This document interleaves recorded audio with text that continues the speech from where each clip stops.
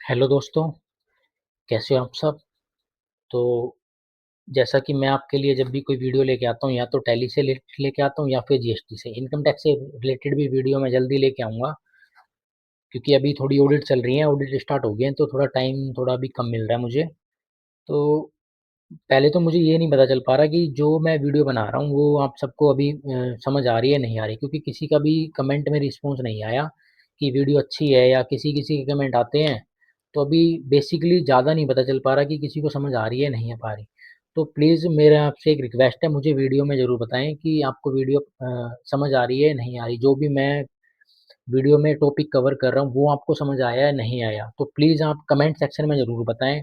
और वीडियो अगर अच्छी है तो आप अपने फ्रेंड्स को ज़रूर सजेस्ट करें कि किसी ना किसी के काम ज़रूर आएगी वीडियो, क्योंकि अकाउंट्स का है। तो आई होप कि आपको पता ही है कि अकाउंट्स का स्कोप ज़्यादा है, और किसी जब भी किसी को वीडियो सजेस्ट करोगे तो उसको समझने में आसानी हो जाएगी टॉपिक पे। तो आज की जो वीडियो हमारी रहेगी वो रहेगी जीएसटीआर 3B कैसे फाइल करते हैं।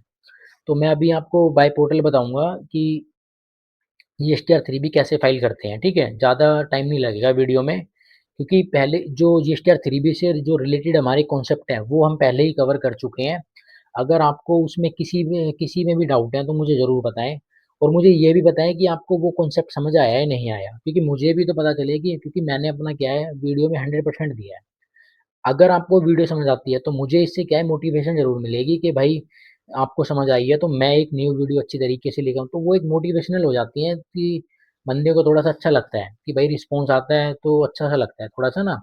और आपको भी ये है कि अगर समझ आएगी तो आपके भी काम ही आएगी, ऐसा नहीं है कि भाई काम नहीं आएगी, बहुत काम आएगी। आपके अकाउंट्स का है तो काम ज़रूर आएगी। तो अगर अब हम बात करें, जो हम रिटर्न फाइल करेंगे जीएसटीआर 3B की फाइल करेंगे, और जीएसटीआर 3B से पहले जो भी हमें चीज़ें समझनी होती हैं वो मैं कवर कर चुका हूँ कि भाई आईएमएस क्या होता है, जीएसटीआर 2B क्या होती है, और जीएसटीआर 3B क्या होती है, ठीक है? ये हम पहले sorry GSTR 2A 2B cover चुके हैं, आईएमएस ये तीनों हम चीज़ें कवर कर चुके हैं। उसके बाद एक जो मेन टॉपिक था हमारा टैक्स का, वो भी हम कवर कर चुके हैं कि जो टैक्स की एडजस्टमेंट कैसे करते हैं। तो आई होप कि आप को वो चीज़ें समझ आ गई थी। अगर वो चीज़ें समझ आ गई थी आपको, तो ये जीएसटीआर 3B में आपको फाइल करने में कोई दिक्कत नहीं आएगी। तो मैं अभी चलता हूँ उसी बेसिक डिटेल्स पे जो हम जीएसटीआर 3B से पहले रेडी करते हैं। रेडी मैंने करी हुई है, क्योंकि उस पे हम टाइम वेस्ट नहीं करेंगे, डायरेक्ट पॉइंट पे बात करेंगे। तो सबसे पहले तो जिस भी कंपनी की हमें रिटर्न फाइल करनी है, मैं वो उसका डाटा ओपन कर लेता हूँ, ठीक है?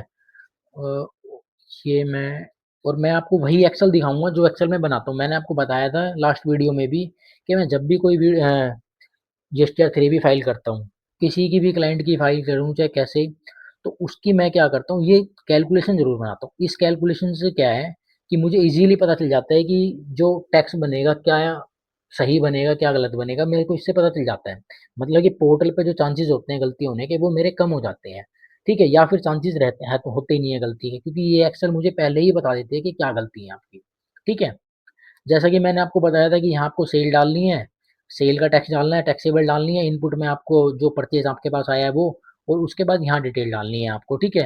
कि आपके पास 2B में क्या इनपुट है।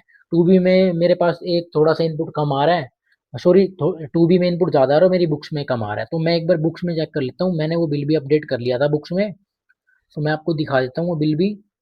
यहाँ पे हम डीओजी में चले जाएँगे, जीएसटी रिपोर्ट में जी, और उसके बाद जीएसटीआर 3B में चले जाएँगे, ठीक है? डीओजी इसकी शॉर्टकट की है। जीएसटी के टैब में आने के लिए। तो ये जिस भी मंथ की हम रिटर्न फाइल करेंगे, उस मंथ को हम ओपन कर लेंगे। ये मैंने मई की रिटर्न फाइल करनी है, तो मई का मैंने ओपन कर लिया। अब आप देखो जो डिटेल मैंने यहाँ पे इसकी सेल की फिगर और परचेज़ की फिगर, दोनों मेरी इसमें मैच हो जाएगी आपको एक्सेल फाइल में। देखो, अब मेरा क्या है जो बुक्स में जो आईटीसी है वो 22,684 है, और मेरा पहले क्या डला हुआ था, कम डला हुआ था। मतलब मैंने वो बिल अपडेट कर लिया था इसमें। तो मैं इसको भी चेंज कर लेता हूँ, इसको भी यही नोट कर लेता हूँ मैं अपना। अब मेरा क्या है डिफरेंस, ये जीरो हो गया। देखो बुक्स -2 भी डिफरेंस जीरो हो गया, कि मतलब मेरी जो रिटर्न फाइल होगी एक्यूरेट बेसिस पे फाइल होगी, ठीक है? एक्यूरेट फाइल होगी, मेरा कोई डिफरेंस नहीं आएगा, और ना ही मुझे कोई नोटिस आएगा इसके रिगार्डिंग, क्योंकि मेरे पास सारी सपोर्टिंग है। तो अब बात इसको हम एक बार हाईलाइट से हटा लेते हैं, ठीक है? अब ये टैक्स कैसे कैलकुलेट करा, तो ये आपको पता ही है, ये मैं वीडियो में कवर कर चुका हूँ कि भाई आईजीएसटी में मेरे पास जो इनपुट था वो सबसे पहले उससे मैंने इसको कवर कर लिया, उसके बाद सीजीएसटी और एसजीएसटी से मैंने इसको एडजस्ट कर लिया, ठीक है? और ये मेरा टैक्स बन गया। अब ये जो मेरा टैक्स बना है वो मैंने क्या करा है, बाय पोर्टल बाय चालान वो जमा करा चुका हूँ मैं आपको लॉगिन करके दिखा देता हूँ। ये देखो मेरा क्या है, ये टैक्स मैं ऑलरेडी जमा करा चुका हूँ, और ये भी मैं इसकी भी एक वीडियो बना दूंगा कि जीएसटी चालान कैसे पे करते हैं। ठीक है, एक सेपरेट वीडियो बनाऊंगा इसके लिए भी कि हाउ टू पे जीएसटी चालान। और ये मेरे पास इनपुट था, ये सारी चीजें हम डिस्कशन कर चुके थे ऑलरेडी। अब बात करते हैं जीएसटीआर 3B की। फाइल रिटर्न में आ जाओ आप, फाइल रिटर्न के टैब पे क्लिक करो। उसके बाद जिस भी क्वार्टर की रिटर्न फाइल करो, हमारा क्वार्टर यही रहेगा अप्रैल टू जून, और जो मंथ रहेगा वो मई रहेगा। उसके बाद सर्च कर लेंगे इसको, ठीक है। अब सर्च करने के बाद अब जीएसटी के जो टैब है हमारा मंथली जीएसटी रिटर्न का 3B का, इसको आप क्लिक कर लो।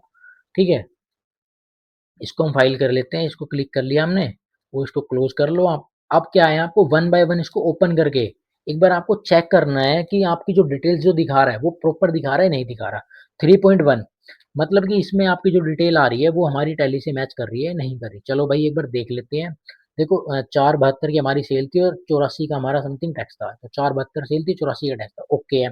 सेम फिगर मेरी अलग से बाइफरगेट करके दिखा रखी है कि ये हमारी इंटीग्रेटेड सप्लाई है, और जो बिल होगा हमारा 2 लाख अबव का है, इसलिए हमारा सेपरेट आ रहा है इसमें। तो इसको हम चेक कर लेते हैं, ये हमारा 3.2, ये हमारी 3.2 में आ रहा है नहीं आ रहा है, इसको हम कंफर्म कर देते हैं।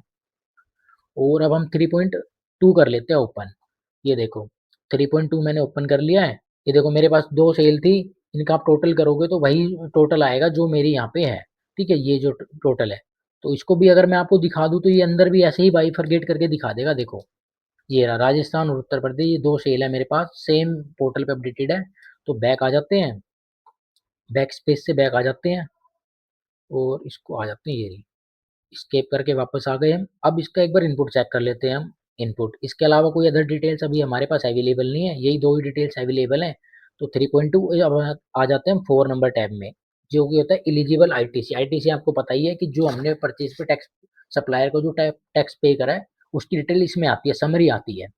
ठीक है, अब ये जो हमारा टैक्स आ रहा है, ये जो हमारे पास जो बाहर आ रहा है, इसको हम चेक कर सकते हैं। एक बार अंदर आप चेक कर सकते हो इसको, ये देखो, इसको आप टैली से आप मैच कर सकते हो, टैली से सॉरी आप उससे मैच कर सकते हो जो आपने एक्सेल बनाई है। मेरा ये उस एक्सेल से बिल्कुल मैच होएगा। देखो ये मेरी बिल्कुल डिटेल मैच हो रही है एक्सेल से, तो मेरा ये ओके है, इसको भी आप कंफर्म कर दो। ठीक है, उसके बाद मेरा टैक्स बन रहा था वो मैं ऑलरेडी जमा करा चुका हूँ टैक्स, तो इसको एक बार आपको सेव जीएसटीआर 3B पे क्लिक करके इसको सेव करना है डिटेल को।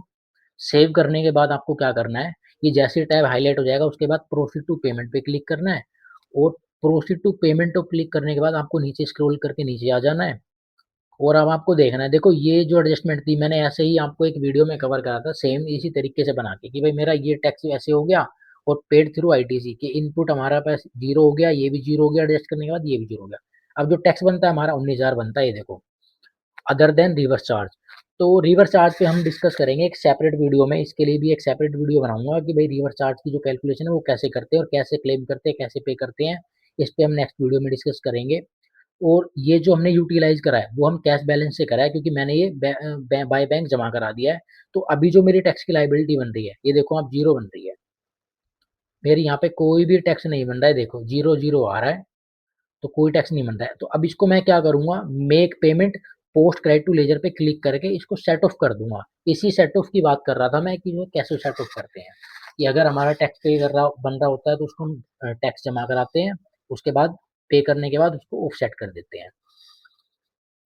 अब ये मेरी ऑफ सेट हो चुकी है। अब इसको फाइल करने के लिए प्रोसेस टू फाइल पे क्लिक करना है, और यहाँ पे मुझे वेरिफिकेशन पे डिक्लेरेशन इसको क्लिक करके यहाँ नेम सिलेक्ट करना है जिसकी भी रिटर्न फाइल कर रहा हूँ। और फाइल थ्रू आप कर सकते हो, अगर आपके पास डीएससी से है तो आप इस वाले टैब को चूज कर सकते हो। मेरे पास ईवीसी है, इलेक्ट्रॉनिक वेरिफिकेशन कोड, तो मैं इससे फाइल करूंगा, मेरे पास ओटीपी आ जाएगा, और इसको मैं ओटीपी डाल के इसमें इसको सबमिट कर दूंगा। ठीक है,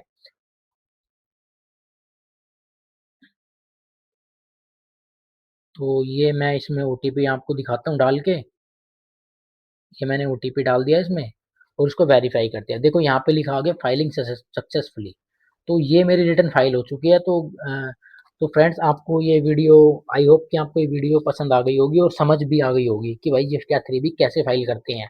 और 3B फाइल करने से पहले के कॉन्सेप्ट हम पहले वाली वीडियो में कवर कर चुके थे, तो आई थिंक इसमें आपको समझने में दिक्कत आएगी नहीं। तो अगर आपको ये वीडियो पसंद आए तो मेरे को कमेंट में ज़रूर बताना कि आपको भाई ये चीज़ें पॉइंट क्लियर हो चुकी है। तो अब मिलते हैं नेक्स्ट वीडियो में। नेक्स्ट वीडियो में भी मैं आपका एक इम्पोर्टेंट टॉपिक लेके आऊँगा, वो मैं आपको जल्दी ही अपलोड करूँगा, ठीक है? तो थैंक यू गाइस।